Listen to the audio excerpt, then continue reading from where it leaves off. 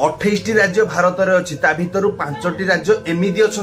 जोठे कि राति तो दूर कथा दिन बेला महिला माने सुरक्षित नहांती ता भितर आम ओडिशा गोटे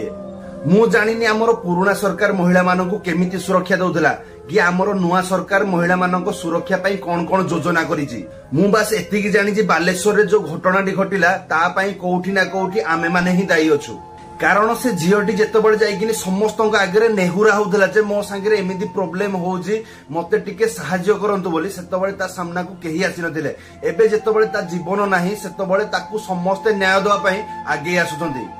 देखिकिने बहुत दुख लगुचे आम ओडिशा रे वर्तमान ए जिनसटा बहुत जोर रे बढ़िबा को लागिछि आउ एमिति हबो किछि दिन परे जोठे कि महिला माने घरु बाहरिया मध्ये बंद कर देबे मु बास नेहुरा हेकिने सब ओडिशावासी को कहिया पई चाहूछि जे से बालेश्वर रे झियोटी को न्याय मिलिबा निहाती दरकार जदि ताकू आज न्याय न मिलु जे ताहाले आगामी दिन रे बापा मां माने झियो माननकु कॉलेज तो छाडिबा दूरर कथा स्कूल मध्ये छाडिबा पई डरिबे। जय जगन्नाथ।